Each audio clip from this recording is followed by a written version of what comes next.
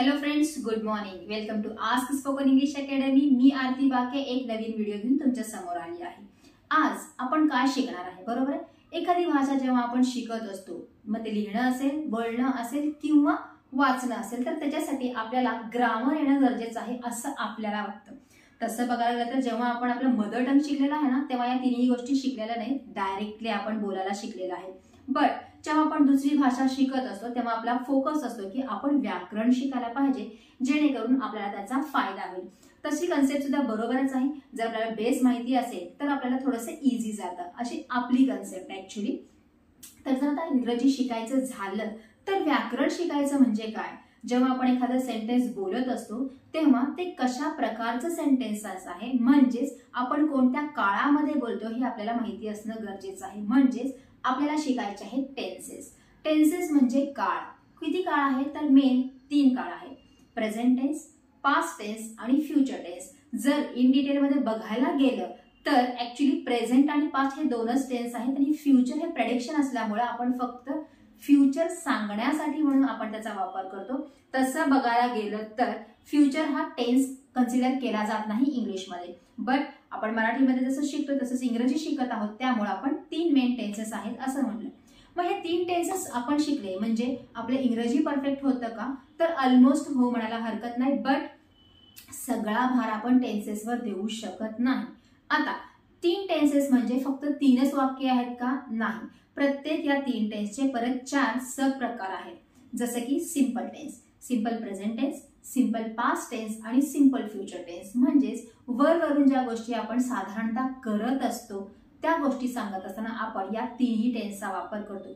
वर्तमान काळामध्ये दररोज ज्या गोष्टी करतो ते सांगण्यासाठी, भूतकाळामध्ये ज्या गोष्टी झाल्या त्या सांगण्यासाठी आणि भविष्य काळामध्ये ज्या तुम्ही गोष्टी करणार आहे, करेन या अर्थाने सांगत असताना आपण 3ही सिंपल टेन्सचा वापर करतो.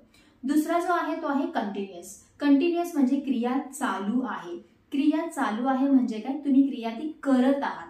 करत आहात म्हणजे कधी? प्रेझेंट मध्ये तुम्ही ती गोष्ट करत आहात, पास्ट मध्ये तुम्ही एका पर्टिक्युलर टाइमला ती गोष्ट करत होतात आणि फ्युचर मध्ये अगेन एका पर्टिक्युलर टाइमला तुम्ही ती गोष्ट करत असाल. म्हणजेच या कंटिन्युअस टेन्स मध्ये आपल्याला क्रिया चालू आहे हे दाखवायचे आहे. Next one is perfect. Perfect म्हणजे पूर्ण. क्रिया पूर्ण झाली आहे. कधी?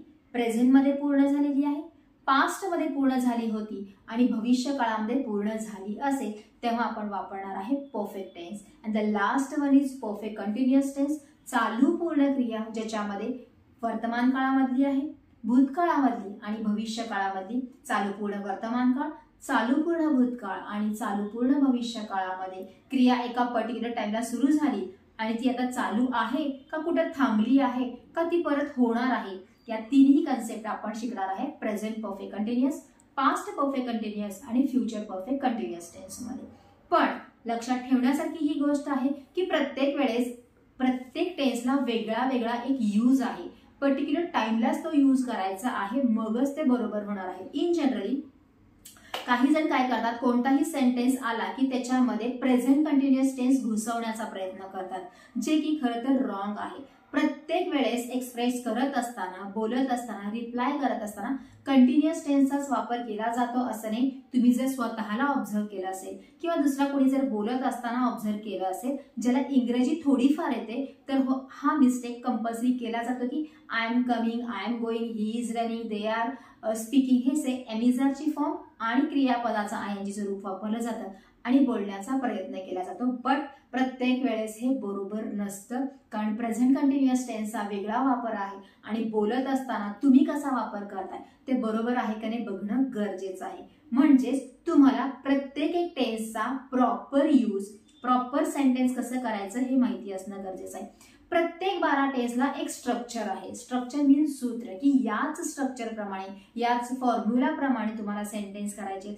जसं की स्टार्टिंगला सब्जेक्ट येणं गरजेचं आहे, त्याच्यानंतर main part of the sentence जो असतो तो हेल्पिंग वर्ब, मेन वर्बचा असतो, त्याची काही रूपं येणार आहेत. त्याच्यानंतर ना ऑब्जेक्ट किंवा कॉम्प्लिमेंट आणि ऑफकोर्स जर पास्ट आणि फ्युचर असेल तर टाइम येणं गरजेचं आहे. कोणताही पास्ट टेन्स, कोणताही फ्युचर टेन्स असेल तर त्या वाक्यामध्ये टाइम यूज करणं गरजेचंच आहे, कारण पास्ट म्हणजे झालेली क्रिया आहे आणि यू नो व्हेरी वेल की क्रिया कधी झाली, त्यामुळे पास्ट मध्ये टाइम यूज करणं गरजेचं आहे.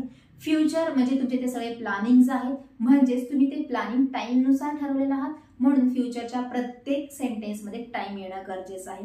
म्हणजेच कोणताही पास्ट टेन्सचा फॉर्म असू देत किंवा कोणताही फ्युचर टेन्सचा टाईप असू देत, त्या वाक्यामध्ये पास्टमध्ये भूतकाळी आणि फ्युचरमध्ये भविष्यकाळी टाइम यूज करणं खूप गरजेचं आहे. So these are the 3 main and 4 subtypes. अशा एकूण आपण 12 टेन्सेसचं फक्त नावं बघितलेली आहेत.